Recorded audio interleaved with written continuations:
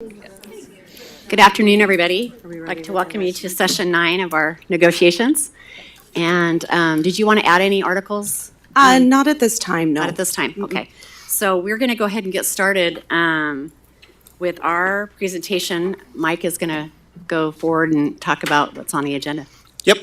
Thank you for the time. Appreciate the opportunity to talk a little bit about some of the impacts of some articles we've discussed before, as well as a counter on 18 and 19 as well today. And I think Shelley's going to throw it up there. There we go. So I'm going to discuss Article 10. My apologies, I missed the meeting where we presented on Article 10. And so we've done some costing around that we want to walk you through. Our budget team thanks you for the big, hairy exercise of getting through those numbers. But we did get through them, so we'll have those to share with you today. We'll also talk about 17 and kind of an estimated impact on that. Come back with a counter on 18 and 19, and we'll talk about the payroll MOU as well today. So, Article 10, we've come up with a cost total of about $162 million to implement what's included in Article 10.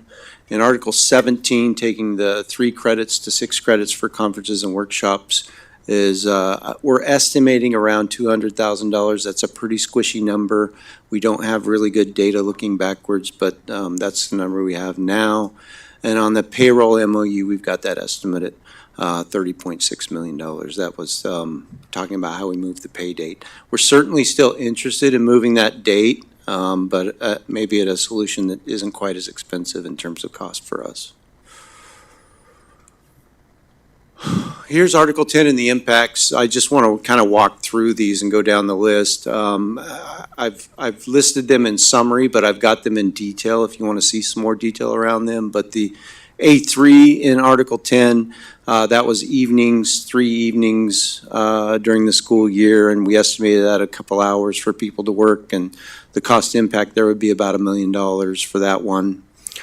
On A5, there was some language around duties and limiting the duties outside of the student contact day. I did not go through and look at every building and say what duties are there and how would we do those if we didn't have coverage. So we haven't really determined that, but as I've said, we're willing to, if you wanted to describe that in a little bit more detail to us in the business office, we could come back and get some further costing around that.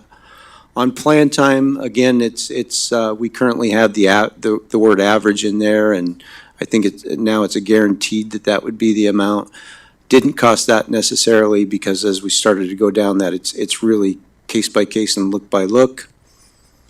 B10 limiting meeting time, same thing. We did not determine that one either. But again, all things can be costed if we can come up with some assumptions around those items. So.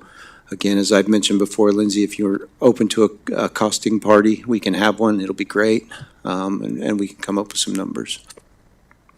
Class size, that's the biggest one on the list. That's C3A through G. We've estimated that at 105 million, about 728 FTE. We tried to maintain the staffing allocation methodology as we went through that discussion. So. In the language that we have in your proposal, it suggests class size caps as we go throughout. We could accomplish some of those class size caps by getting away from our equity model and saying where we've already met those caps, some of those staff could be shifted to schools that aren't experiencing as much poverty. Our thought was to try to maintain the equity formula, but you can let us know that. If equal is more important than equity, we can look at that. And does that make sense? Okay, so we have that going on in there with the SAM. C4A through C is caseloads, 168 FTE there that we came up with, and it's separate from above. So some of those class sizes based on the SAM rollout and how that affects caseloads and ratios might affect those numbers. So we've costed them independently, item by item, but one might impact the other depending on where we came to agreement, if that makes sense. So that one's listed there. C5A through D are the ratios, 192 FTE there. Again, SAM impacts. So we have examples where we could we could actually take staff from some schools that are experiencing higher poverty and move them to schools that are less impoverished and accomplish it. But again, we tried to stay with the SAM model and say you'd want to be equitable in that distribution. But again, more numbers we could look at with that. And then on D4, 5 courses on A and B days, we looked at that. That would certainly be impacted by the class sizes listed above. So we've costed it separately, but it may have a little lesser impact depending on what was agreed upon up above that. So some of these are dependent on one decision. We've costed them independently. Let's see, what else on that?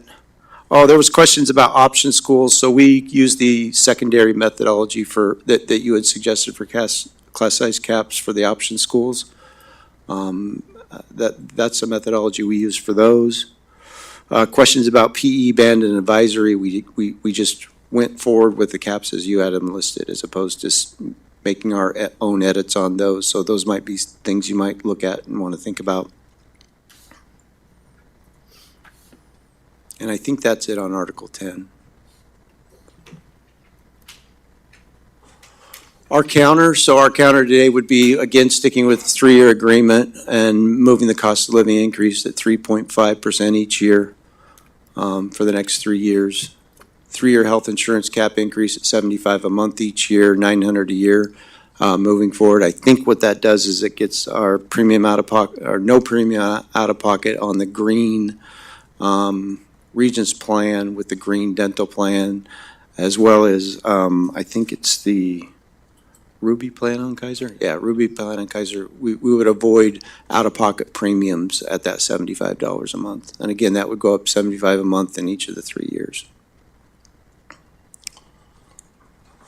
Okay, I'm going to pick up a mic so I can talk. We're going to go back and look at financials now and kind of talk about, I think what we'll do is, as I'll go through this presentation, and then we'll come back and talk about some of the more detailed language around 18 and 19.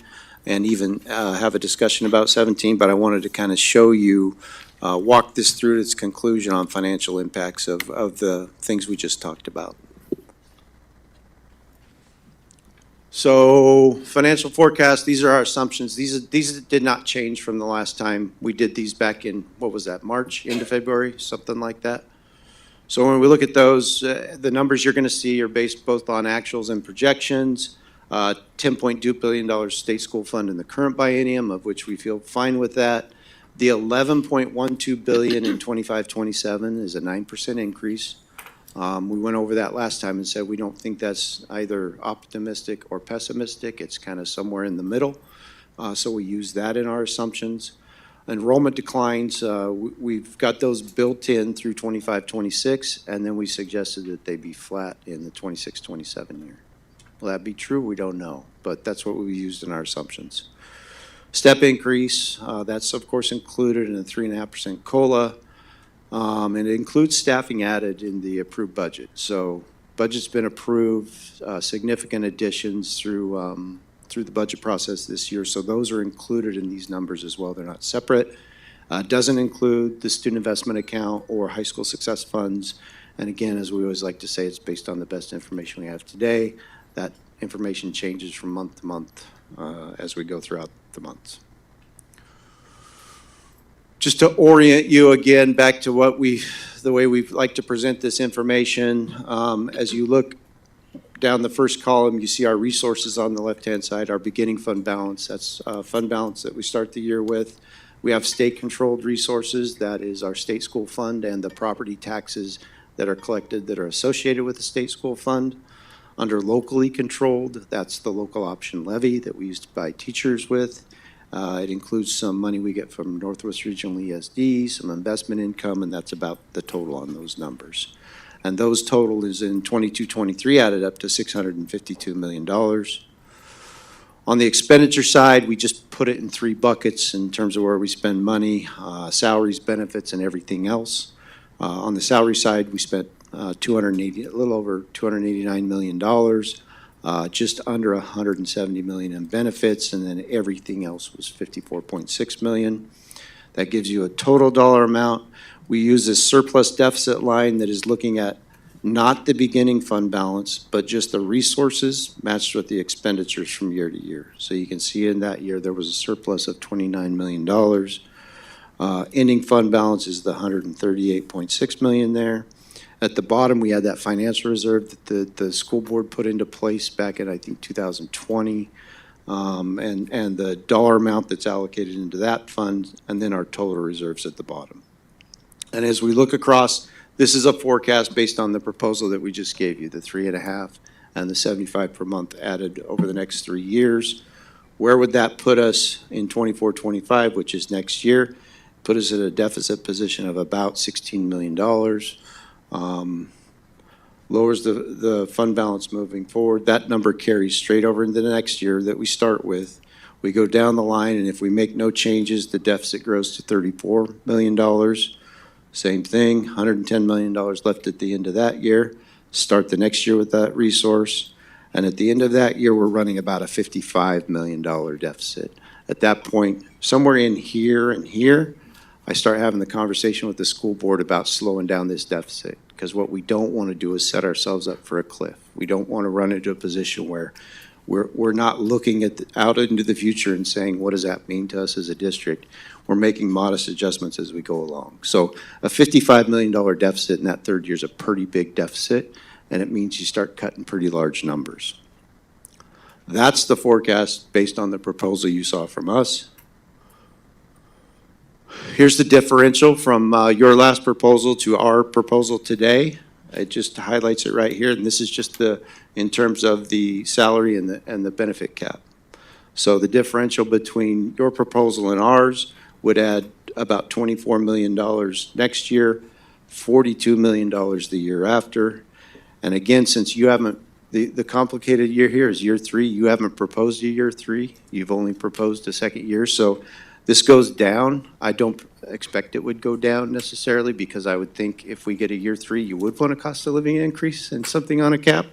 But I just gets us apples to apples in terms of where we are. What does that do to us? About a $40 million deficit next year, growing to $76 million in the second year, up to $84 million the third year. We actually go negative in a fund balance in the general fund in year 3, which we can't do. And we know we can't do that. So what that would cause us to do is start making some changes earlier on, as early as next year. That takes care of just that differential on the salaries and the benefits. If we add to that what we just went over, Article 10, Article 17, we've got that at about a $200,000, and the MOU adjustment at about $30.6 million.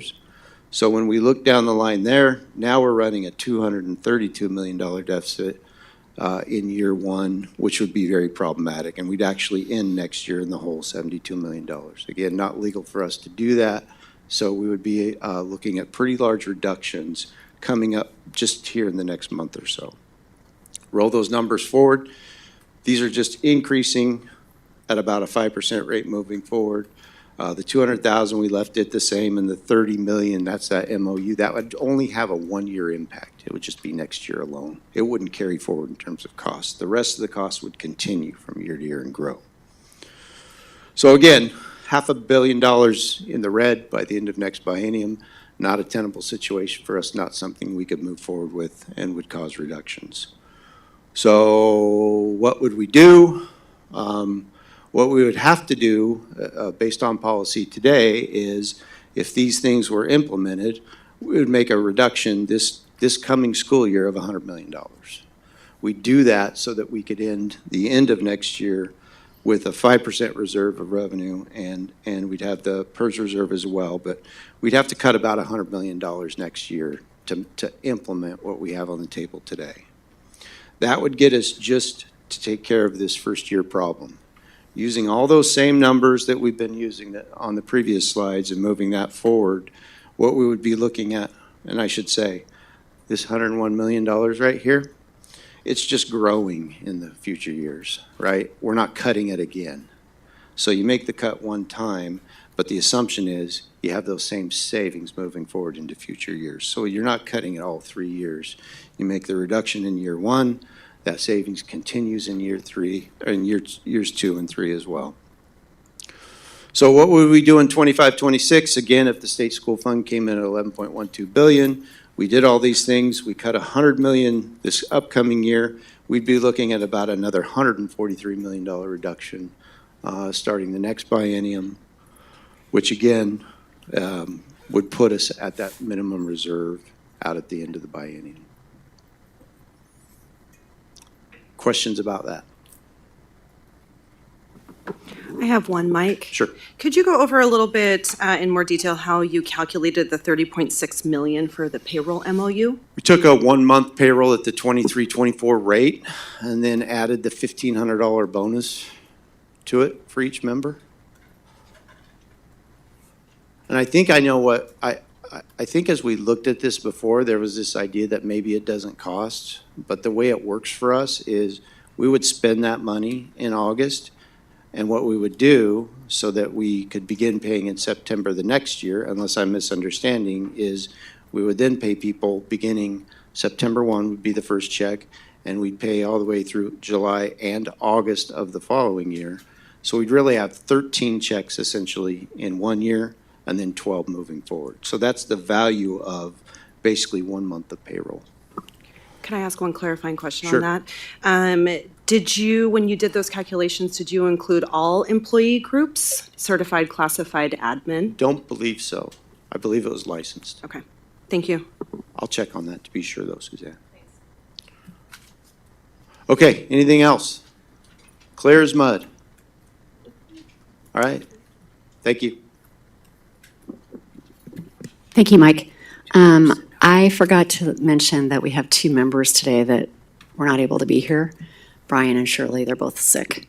So we are sorry That's okay. about that. We were so excited to get started and listen to Mike's riveting presentation that we also do not have Allison. She is also sick here Okay. tonight, so. Thanks, going Thank you. around. Okay, since you don't have any questions, we're going to go on to the next one. So we're going to present 18. Michelle's going to hand it out.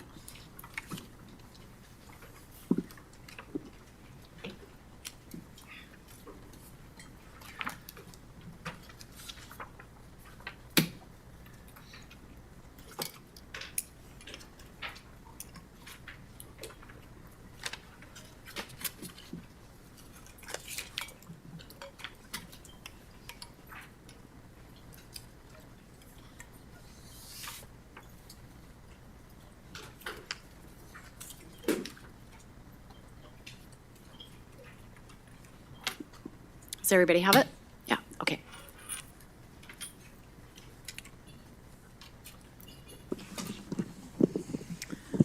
Okay, I think I'm going to start walking us through 18. So this is going to incorporate some of the numbers that you saw from Mike, but there's also other pieces to 18 as well. So everybody has a copy of it? Great. All right, so I think we picked up the bargaining unit members, and as we've said before, if there's some that we missed, it was unintentional. Our salaries, as you can see, Mike already spoke about the 3.5% per year for 3 years. And then moving on, mostly the content is just that change to the wording.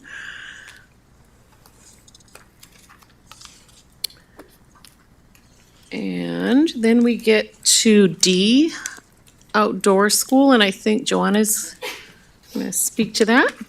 Yeah, so what we have here is that the proposal offered is a change from a base stipend to an hourly rate stipend. And due to the added cost, we are offering and keeping the current language. Okay, and then the next area is in F, elementary activities. And so we did pick up your suggestion there of just moving the examples up to the introductory paragraph. Am I going too fast? I see a lot of paper flipping. Okay, slowing down. Susan, would you mind saying the page number that you're on, just to help Oh, those of us that are a absolutely. little bit slower? Thank you. Yes, I'm sorry. Pacing. I'm on page 5. And it's page 5, it's F, and the section is elementary activities. So you had suggested moving the examples language up to the introductory paragraph there. We're fine with that change. I want to talk a little bit about 1 in that section. You had suggested striking that language, and presumably that is related to the pay parameters recommendation. We are not prepared to answer you on the pay parameters recommendation. We just simply didn't get that piece folded in with the rest of the financials, but that does not mean that we're not amenable to that. And so since we're giving you this proposal in writing, now we feel like it's important to retain the language in 1 until we get to the place where we have an answer about the recommendation. I hope that makes sense. And then we did leave out the strikeout on 2 and 3. 2 is because those examples were moved to the earlier paragraph, and 3 is the work that's been already finished there. So that's that section, F. And the next section is G. It's on page 6 on the top. This is related to extended work. And you had proposed language around the counselors, adding that any portion of their guaranteed days may be used during the summer with approval by the administrator. We added the with approval by the administrator, but we picked up your suggestion that they may be used during the summer.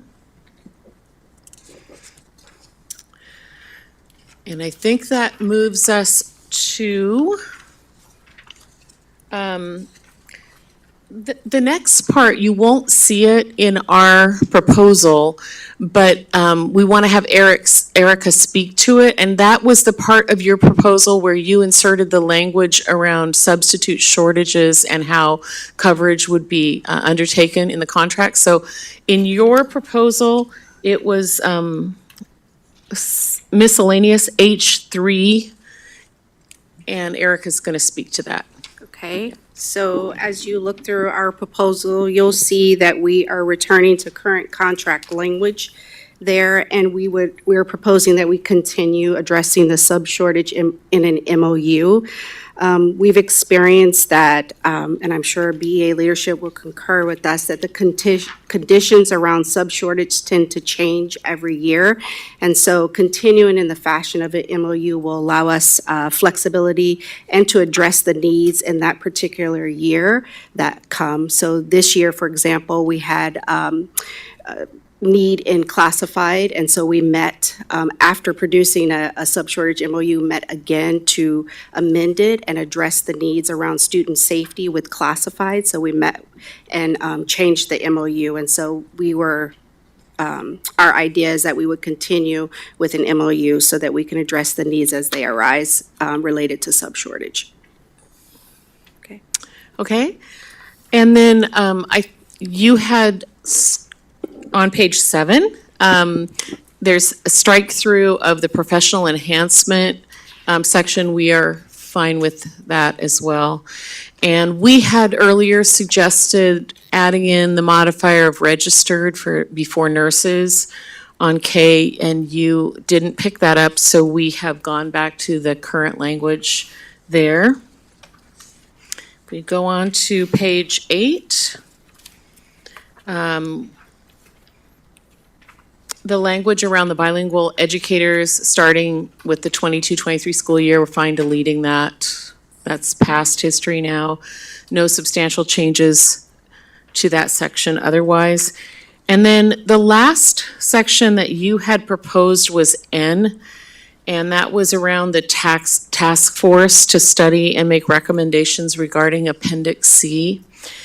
And we did have quite a bit of conversation around this, and I know you're aware of that history, that we did bring a pretty good size committee task force together to really overhaul that section. I think it had not been addressed since the 70s, and then I think it was in 2019 that we had a group that had a number of teachers as well as administrators work on that. And so I think our Our reason for not picking that up is just maybe needing to understand a little bit more about the rationale for why we would revisit that so soon after the work that was done in 2019. We felt like, for the most part, that work was received well. And also, there was some concern about the number of the participants. The activities in athletics are such a broad area with deep expertise, and we felt like the size of the group last time was strategic and important, and that we just wondered if we do have a group, if 3 and 3 is the right number. Anyway, I think we need to just hear more about your thinking about that. So we didn't pick that up in our counter. And I think that takes us through Article 18. Questions? Nothing right now, Susan, thank you. I am having so much trouble hearing you. We have, sorry, one question. Oh, Hi. Thank you for presenting, Susan. In A5, I think you guys did not pick up there's a change that I didn't hear you present on, new to the district instead of the profession, and I want to that's correct, is that right? yes, Okay, I that just didn't is hear the right. presentation, and I wanted to make sure. Yes. Thank you. Sorry, I missed that.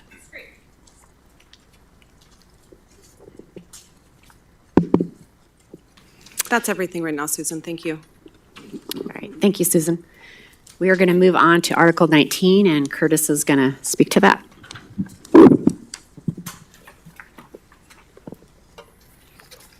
Does everybody have Article 19? No? Okay. Michelle's, oh.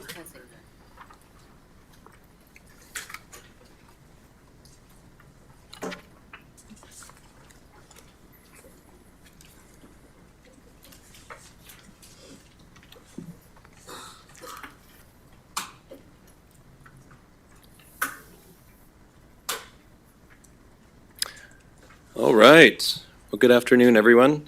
So Article 19, I'll go through each section. There's some areas that we have some proposed language changes that I want to make sure that we spend some time visiting together. And as always, if I miss a section from or any information from the previous ones, please let me know. So starting off with Article 19A, there's no changes there beyond what we've previously agreed to. However, you will see we have moved what was formerly Section F up and have titled that a new Section B. And we re-changed it. We moved the title from District Insurance Committee to District Benefits Committee. I think we can agree that just has a better acronym. And so we want to really clarify the process and clarify some ambiguous language from 2001 in this section. And so I'm going to go through this section together. So B1, during the term of this agreement, the association will actively participate in the district's benefits committee. BEA will appoint up to 5 representatives to the committee. Number 2, the district benefits committee will study and recommend methods to contain costs in group insurance benefits. 3, the district benefit committee will recommend the selection of insurance carriers and plans available to bargaining unit members. And then finally, number 4, in the event that the committee is unable to agree on the selection, the district shall make the final selection of carriers and plans no less than a month prior to the annual open enrollment period.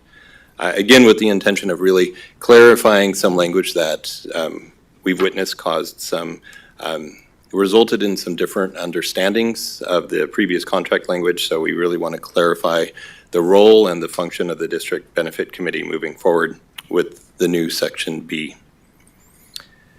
Moving on to C, which was the former Section B, Mike kind of stole the thunder here. We are recommending a $75 per month increase to the annual premiums, and you'll notice that's under A, B, and C. I think you removed Section C, but we are maintaining Section C in favor of a 3-year contract. Recognizing that those increases have a impact of having two plans that come in under the cap limit there. We did not, we also deleted the language under what is now C1. The first sentence there, the coverage described shall be provided by the carrier selected by the association. Again, that is now covered under the role of the district benefits committee. And so really seeking to clarify the role of that committee and remove subsequent language that may be in conflict of that. Moving on to page 2. This is now C2. We removed again the latter part of that paragraph. Again, this is covered under the role and function of the district benefits committee. So to provide clarity and consistency throughout this article, we are removing that section. And in number 3, we didn't accept the plan language. I'm referring back to your original.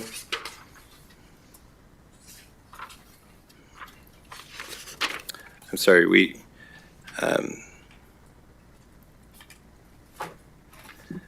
added, language under number 3 here about if a member doesn't enroll by their first day, that their benefits coverage will be effective the following month. So just to really clarify an operational aspect there. In D and E, I believe there are no changes other than our agreed upon bargaining unit members.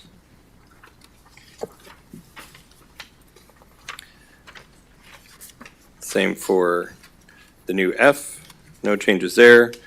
The previous F was deleted as we move that to the new section B. And as we get to G, we do see some more language changes here. So G1, we are rejecting the pre-existing language about total disability definition there. That's really dictated by plan language, and that is something that our providers provide for us. So we are removing that definition there. Number 2, we are removing the language at the beginning about the association shall select the long-term disability carrier. Again, that is the role of the district benefits committee, and so seeking again to have clarity throughout this article. Number 3, we are striking in its entirety. We feel this is in conflict with the role of the district's benefits committee to predetermine what will be in effect for subsequent years, as the district benefits committee really needs to have the opportunity to look at changes moving forward. Number 4 is just a change reflecting the new name. And I believe the rest are changes accepting the bargaining unit members. As we go to section F, we are also accepting language there regarding bargaining unit members, and will provide an opportunity. And I believe that is all of the changes. And then there are no changes recommended there. So it brings us to a close for Article 19. Any questions? None at this time, Curtis. Thank you. Thank you. Okay, so those are the articles that we were going to present, with the exception of, not going to hand out 17. We just wanted to talk about it with you with regards to, Mike had presented as best as we could at estimating how much was been used. And so at this point in time, we're not going to move forward with a change in a counter for 17, but we're talking about like the whole package, and so it might be included in the next conversation. Do you have any questions Understood. about that? No, thank you. I do have a couple of, or one actually follow-up question for you, Mike, if you don't mind. We are wondering if there's a specific reason that you left out the high school success and the SIA funds from your presentation. Just as separate funding sources. And I know that when we've agreed on how we cost things in the past, we've said, for example, we have X number of teachers throughout the district. What does that mean to the general fund versus what does it mean to these other funds? So we come up with a percentage generally, and I think this time it's running around 87% of teachers are funded through the general fund, and other funding for other teachers is from other sources. I could easily include them, and it would just include the costs associated with it. So I haven't included the revenue or the expenditures for title or for SIA or high school success, as they're kind of carved out and stand alone. But if you'd rather see it that way, we can look at it that way. We'll let you know. Thank you. No, thank you, Mike.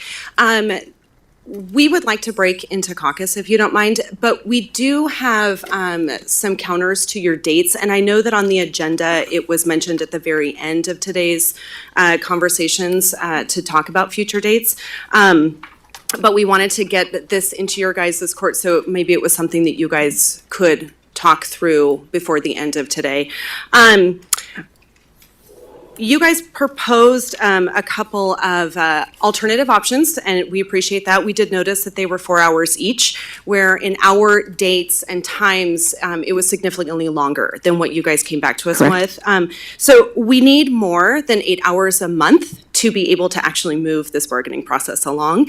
A couple of main concerns that we have is that starting in our July payments, or excuse me, our July paychecks, our members sitting behind us, as well as in their TVs or in their classrooms, wherever they may be, are going to start paying those insurance differences.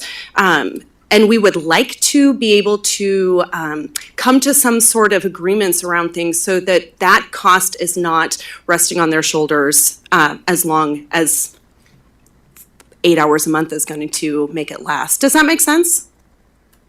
Makes sense? Okay, fantastic. So if you're sticking with 4 hours a session, then we need to start meeting more than twice a month.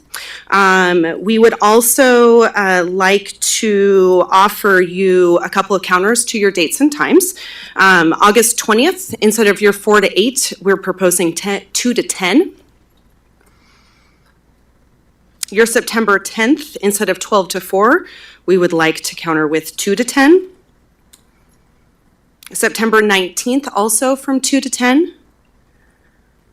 And September 24th, 12 to 8. We would also like to note that this bargain isn't going to only take place during your administrator's working hours. These are volunteer hours that we're putting in to get this bargain done. So we wanted to make sure that that point was clear, that it's not just your administrator's working hours that we're concerned with. And we also are wondering if there's a reason you are only coming back with 4-hour sessions. I think we're looking at everybody's schedule that needs to be here, and we're also looking at the times that we have met that were longer, that we weren't in session for very long. Like, we were in caucus for like 3.5 hours of that one time. And so we're trying to monopolize the time that we can get together and be able to make a difference in a movement. And so for it to take 8 hours of time from each of these people that are sitting here and also our council is very hard to do. Sorry, do I interpret that you guys will not be coming back with anything more than 4-hour sessions? I have to talk to my team. I Okay. don't know what we'd come back with. Yeah. Thank you. I wasn't done Oh, I presenting, though. apologize, Janine. No, that's quite all right. Yeah. So I have 2 more that I wanted to talk about. Your Article X, and so for Flex. And so we currently have an MOU, which you're aware of, that will sunset in June. And the article that you proposed is treating Flex differently than our other schools, right? And so we are not interested in entertaining an article that would treat a program differently in the contract. So at this point in the game, we're not accepting Article X. So your counter is not accepting. Correct. Thank you. And then the last thing Mike spoke to was your payroll MOU, and he went through some financials on there. And we're not, like we're saying, we're not amenable to this, but it really is part of the whole package again. And so there was a part that you were going to say, and I'm missing. Well, I it. think it's how we want to do this, right? For the same reasons you brought this, we have interest in moving that date. But I don't know that the dollars that it would take to do that based on your initial proposal is the right way to do that. So I'm open to some other ways of making that happen. I've done some things in some other districts where I've been able to move those dates. It's a, longer, slower trajectory, but it can help get us down the road a little bit. So we're open to having more discussion around that, but didn't have a specific proposal for you today. Thank you, Mike. Okay, and you mentioned you want a caucus now? Yes, Yeah. please, thank you. And again, Janina, I apologize for cutting you off. I did not realize that you had a couple more No, things that's you wanted okay. to discuss. No problem. You mentioned that when you and I were texting that the dinner was going to come at 5. Is that what you said, or? That is correct. So it's 4:45 now. What would you propose on coming back, or are we breaking at 5? Do you know if it's here, or? I think that we can caucus for 30 minutes, or I can get back to you if it's going to take a little bit longer. I don't think we need to caucus for a super long time. Maybe we can include dinner in that. Okay, all right, thank you. Thanks.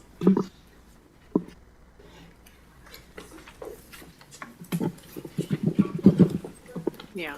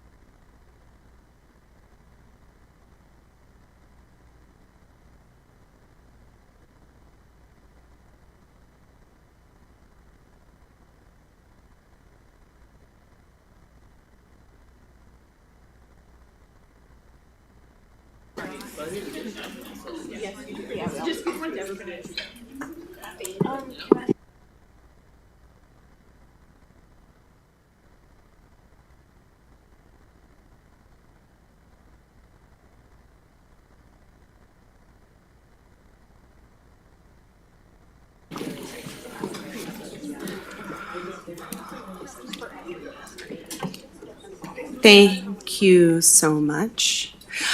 Before we get started on passing what we have prepared, we feel the need to make something a little bit more clear. I recognize that our initial 30-minute timeframe for this caucus was obviously way off, as sometimes they tend to be depending on the work that we're doing.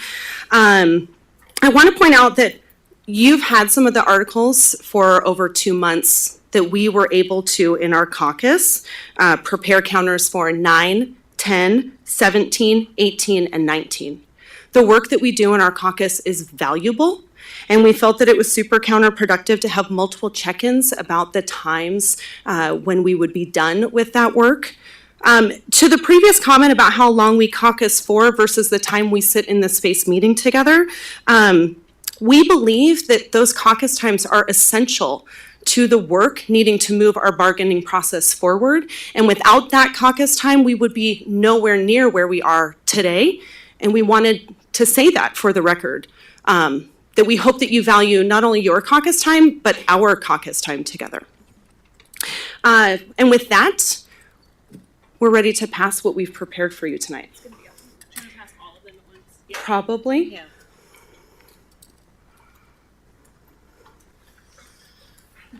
We're gonna wait because I don't have. This is the real. Yeah.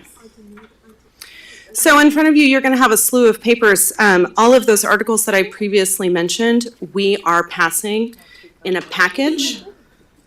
So again, for the record, it's Articles 9, 10, 17, 18, and 19.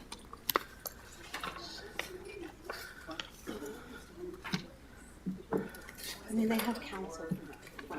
Yeah. Oops, sorry.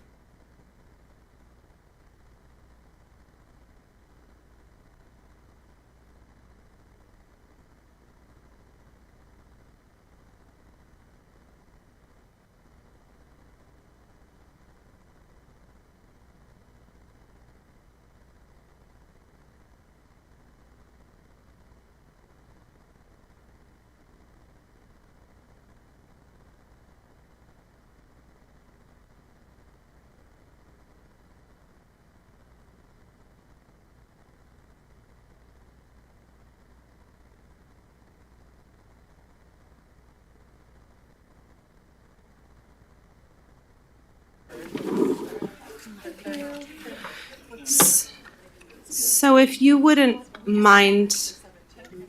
I don't either. Yep. I need an 18. That's an extra 17 coming this way. Here comes 17 right now. Is this your 19? This is. Okay. Could everyone just do a quick check of the stacks that they have, starting with the top? Article 9, Article 10, Article 17, Article 18, and Article 19. And could you please raise your hand if you do not have one? Seeing no hands, we will proceed. Thank you. Okay, is everyone ready? All right, let's get this started. So we are presenting this as a package. For the benefit of those in the audience, the point of a package is, 1, to expedite settlement, and 2, to communicate our values to you clearly about where our priorities are. We've heard you loud and clear, and we're showing you who we are in these documents. So let's look at Article 9. Article 9, we believe that we're very close to settlement. We appreciated your last proposal very much. Wanted to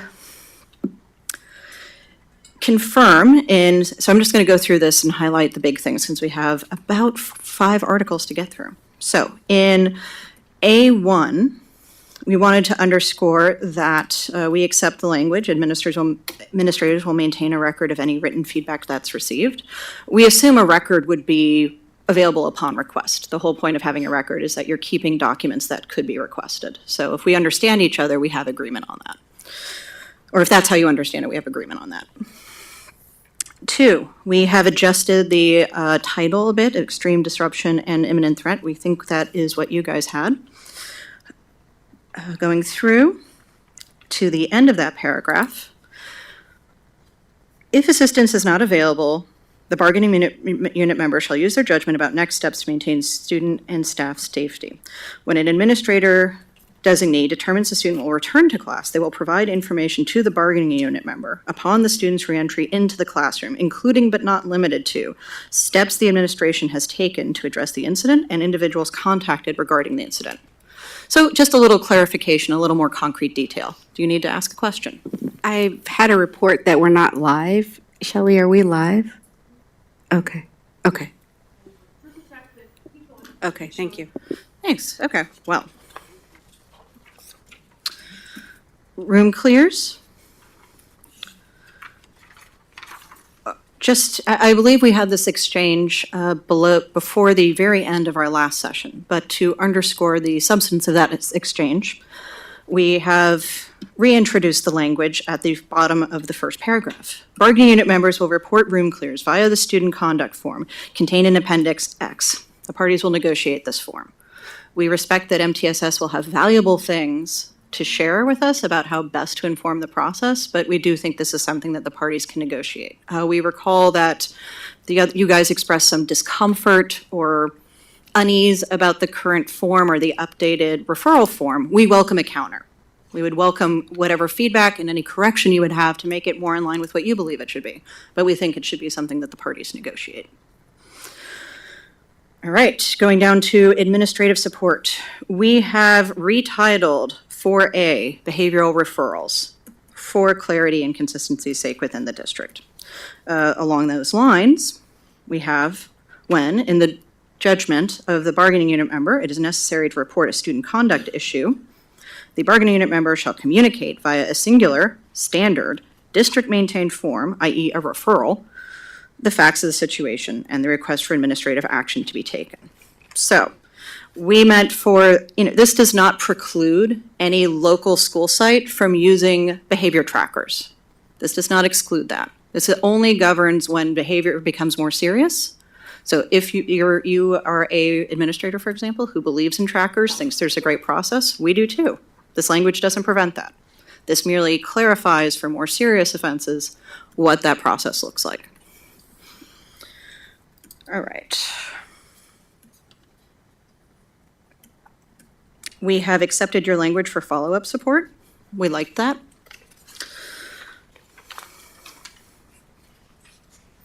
And we have accepted the language in C.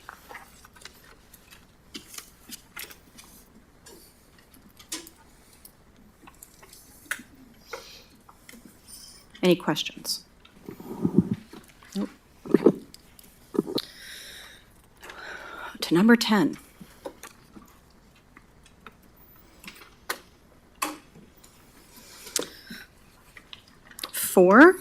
We are, this is somewhat of a compromise position. We still have a deadline of no later than September 30th for dates or events to be posted in the calendar. And we still have bargaining unit members shall not be required to attend events that are published on the calendar after this date. So the events can happen. It's the question of requiring the attendance that's at issue for us.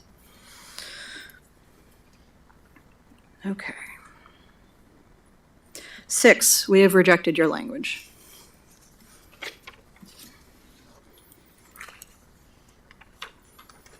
All right, for the planning time, we are at elementary bargaining unit members with 2 half-day sessions shall receive a minimum of 700 minutes per week and still a minimum of 675 minutes per week. Planning time shall be not in segments of not less than 10 minutes. For 2, all middle and high school bargaining unit members shall receive a minimum of 600 minutes of plan time per week, and 225 minutes of this shall be individual plan time. For 3, all non-classroom bargaining unit members, including but not limited to elementary music, elementary PE, all counselors, skipping over English language development teachers, speech language pathologists, psychologists, academic coaches, student success coaches, student support specialists, social workers, and all coordinators, and paren, shall be asked to participate in the planning of their schedules and shall receive plan time no less than as provided to classroom bargaining unit members at their level. 4, all counselors shall receive 200 minutes of their plan time dedicated for case management responsibilities and blocks of no less than 30. We have accepted your travel time language and the IRS provisions in section 9. 11 should be 10, and 12 should be 11, but that is to be expected when you're putting things together in caucus. We have a little bit of a counter here. Bargaining unit members shall not be required to attend more than 3 hours of all worksite staff meetings or committee meetings per month, and no more than 3 of such meetings shall be held per month. No more than 2 of the meetings in a given month may be either staff meetings or committee meetings. Administrators will seek input for staff meeting agendas when possible. Agendas will be distributed in advance. 12. Committees will be established by mutual agreement between administrators and bargaining unit members at the worksite at the beginning of each school year. Bargaining unit members shall choose which committees they participate in. Bargaining unit members shall be responsible for developing agendas for committee meetings. C, and this is the most significant movement toward you guys of our package. You'll notice a savings of about 160 million, I think it was, Mike. C, class size and caseload. The parties jointly affirm that the appropriate class sizes and caseloads are essential in promoting an engaging, safe, and secure learning environment. The parties commit to advocating for a fully funded public education system, including a modernized QEM. So, in place of class hard caps, as we call them, caps that do not contemplate a violation, we are instead asking for the association to be allocated no less than 1/2 the seats on any district-level committee that meets to determine and adjust worksite FTE allocations throughout the year, including, but not limited to, the Little Sam. And to make sure that everyone understands what the Little Sam is up to and that there's transparency and clarity. C, the Little Sam Committee shall compile quarterly summaries of which worksites and classes were recommended for consideration and the outcome of the committee's considerations. So this doesn't bind the committee to decide one way or another, but it does provide for teacher and bargaining unit member voice in a meaningful way.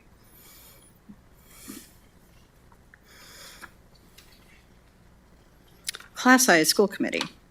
We accept the change to teaching and learning. That makes sense. All right. 4, secondary bargaining unit members. So D4, secondary bargaining unit members shall not be required to teach more than 5 individual sections per AB cycle. Let's see here.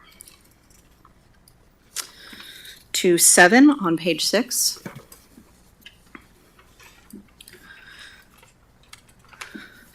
In consultation with our members, especially members that serve students on IEPs but themselves are not in SPED, they have asked us for meaningful professional development that they typically don't receive, and information beyond just information on the IDEA. Put differently, my understanding from reports from teachers in the bargaining unit is that only SPED teachers tend to get information about the IDEA on a yearly basis. All educators need to be provided with meaningful professional development on the IDEA as that landscape continues to evolve in order to support our students at the highest level possible. So we would like PD, please. Thank you. For 8, we agree. It's silly. We're marking it out. We accept.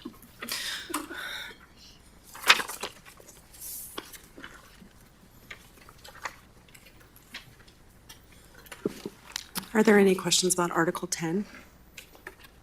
Okay. Article 17.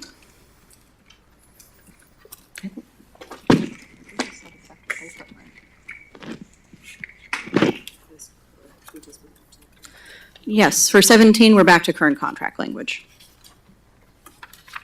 So you have a document showing you that. For Article 18, we have proposed a 2-year agreement. If you look at A5, we have said, as part of the work year, teachers new to the district may be required to work an additional 5 days prior to the school year. I believe we need to adjust this, though, or no, we left it. Yes, we do need to adjust this to new to the district may be required to work up to 5 additional days. Up to 5 additional paid days prior to the school year. We'll be correcting that in what we send you after this.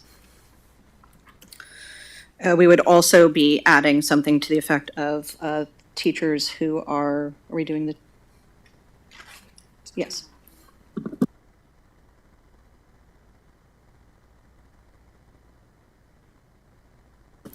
Okay. Going on to basic salaries. We are reiterating our last for 9% COLA and 7% COLA. We've largely accepted what you've proposed in 2 and 3.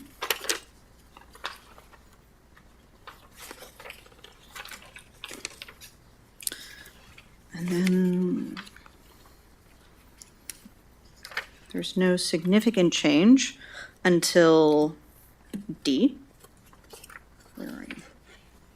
Yes, D. We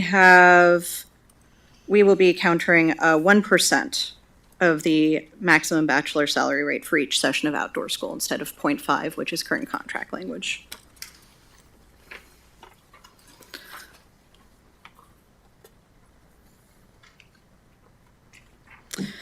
In F, elementary activities, number 2. So we are reiterating the need to have a joint committee to study and make recommendations if elementary activities are included in Appendix C, 2, classification.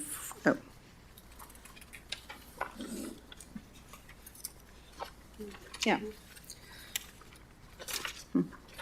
So we are asking to bring back, for lack of a better term, pay parameters, and we have good reasons for this.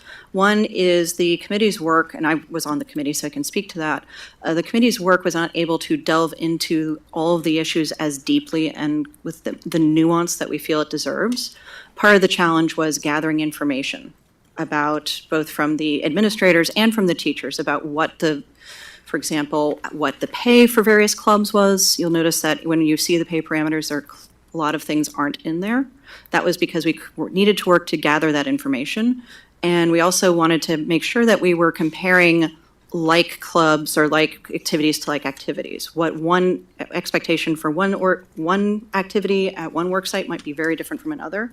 And trying to harmonize those expectations in terms of a stipend is a little tricky without that information. So we asked for more time to get it right, or to get it more complete.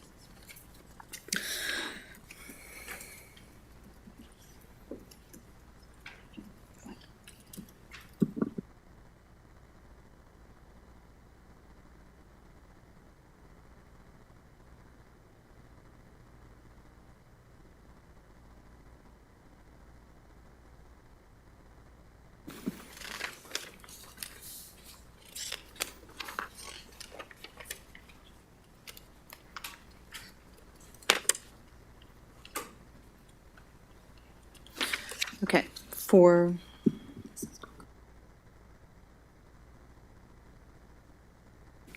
I'm sorry, we're going to ask for just a 5-minute caucus. We're seeing some things that we need to make some corrections on before we continue. We'll be back. Thank you.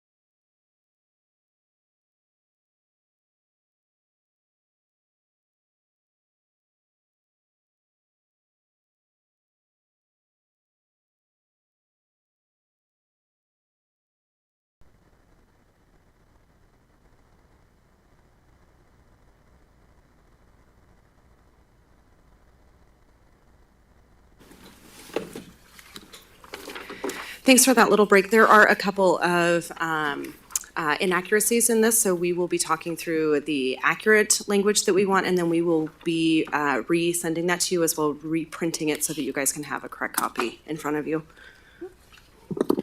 Yep. So picking back up with F, we are actually accepting what we previously accepted, which is 1, 2, and 3 of F are marked out, stricken out. For G, number 2, we are, sure, of course. F of 18. Yes. 1, 2, and 3, yeah. Correct. That is correct. Yeah. Yes, that, we're talking about in the language you're about to receive. Yeah. Yeah. Yep, fair question. So for G, extended work for specialists, 2. Counselors, 5 days guaranteed and up to 5 days may be requested. Any portion of the guaranteed days may be used during the summer. Full stop. We weren't quite sure why an administrator would need to approve if it was used during the summer, so if there's an explanation for that rationale, we welcome it, but absent that rationale, this is what our language is. For H, number 3, bargaining unit members who consent to such coverage will be compensated at their per diem rate.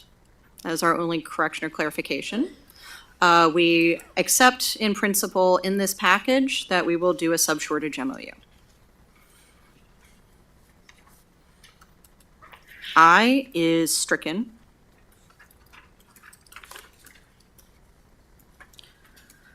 And the new O, so we've got bilingual educators at N and then O. The parties shall form a task force to study and make recommendations regarding Appendix C. The task force will be charged with developing recommendations for appropriate compensation. The task force shall include 6 members. 3 shall be selected by the association and 3 by the district. The task force shall hold its first meeting by September 25th, 2024, and the recommendations will be due to both the association and district bargaining teams no later than April 15th, 2025. The rationale that I stated earlier for elementary activities is true for this, which is we had more research, more information to delve into to really get our hands around some of the activities at the worksite level. And I'm going to throw it over to Lindsay for further. Hi, hello. So Susan, you asked for a little bit more rationale around this proposal. And I would say two things are true. Number one, even though this study was done during the last bargaining cycle, or prior to the last bargaining cycle, that feels like eons ago to many of us in educator years. And so I think that there needs to be a revisiting. In addition, for many of the positions that are outlined there, there are big differences at each school. So for example, a band director at Mountainside High School might do very different things from a band director at Westview High School, and yet the stipend is the same. So it's not called out, oh, you're doing marching band and pep band and percussion and all of these other things. Same goes for our theater teachers who does the stipend cover 3 performances, 4 performances. There's just a lot more nuance that we feel needs to be in there to make sure that there is some standardization across the district. This language is the very same proposal as our proposal on the 16th of May, so it's just the same thing. We just didn't get in there. So if you're looking for the language, I would also say, Susan, I heard you say expressing some concern about the number of folks on the committee, and we would absolutely welcome a counter with a different makeup.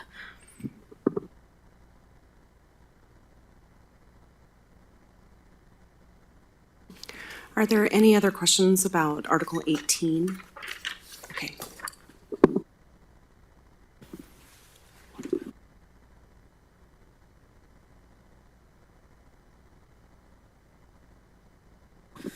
Okay, now to Article 19, Group Insurance Benefits.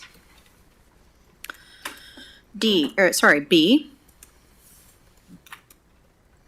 We will accept the name change to District Benefits Committee. 1 and 2 and 3 are what you guys proposed. It's current contract language for that matter. 4,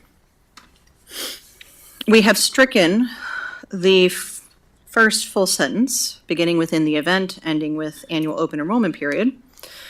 We have reiterated current contract language. Substantive changes are subject to ratification by the school board and the membership of BEA. If there are going to be substantive changes to health insurance, we think both parties should say in public where they stand on it. C, district insurance contribution. We propose, or we counter, with $19.83 per month for contribution, totaling $22,894 per year. We have included a trigger. In the event that the premium for any plan increases more than 10% year over year within 2 weeks, the parties will commence negotiations regarding the insurance cap unless waived by mutual consent.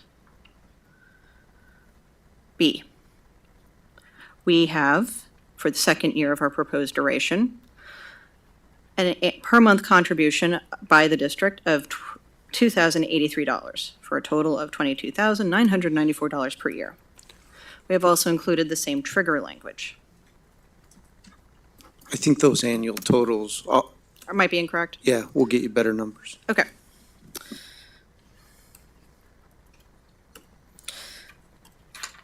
All right. Emily, Yes. am I missing, is the trigger language printed? No, Okay. that will be corrected.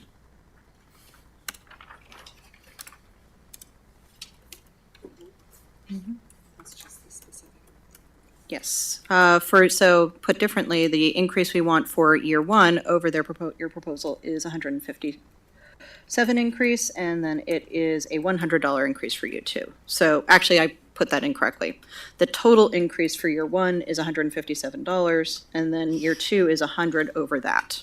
So just to ground our discussion.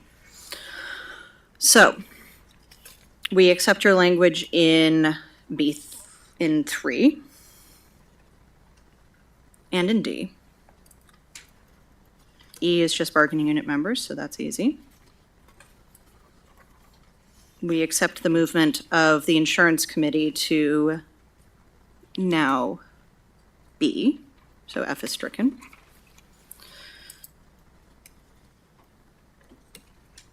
We have 3 is stricken. And that's it, that's 19.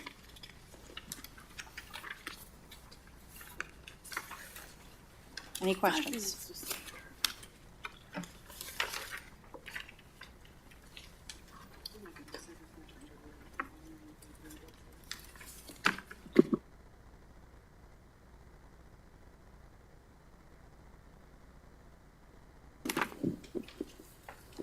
Does our team have any questions for BA? Just thank you for all the work. A lot of work. Thank you. And that concludes what we have to share tonight, other hear than, you. that concludes what we have to share at this time, other than a response to dates. I left my spiral in the other room, which Lindsay so graciously ran back Oh, to okay. get. Great. So that I can have that accurate information for you. Thank you so much. Sorry. So Janine, is it okay if we move on to future dates? Sure. Okay. I've got your most recent text, so I just want to make sure that I've got all of this right. So,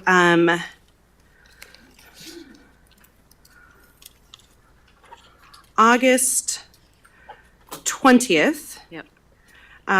We can accept your 4 to 8.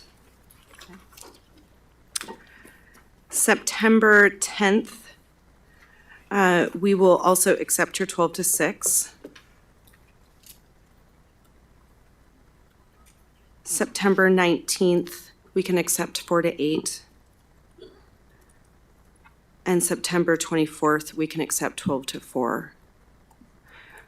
We do appreciate the additional time on September 10th instead of it being a 4-hour session. And we also appreciate the additional meeting so that we don't have the 2 meetings in a month, making for 8 hours, but we have 3 for the month of September now. So we appreciate you hearing that request. One last thing on the August 20th date. Our space is not available, so we would need to meet here if that was okay with you guys. Okay. The rest of them are spaces available, so we can be flexible about where we meet. We could also alternate. if Okay. that's what- So I'll get back to you about Yeah. registering. Thank you.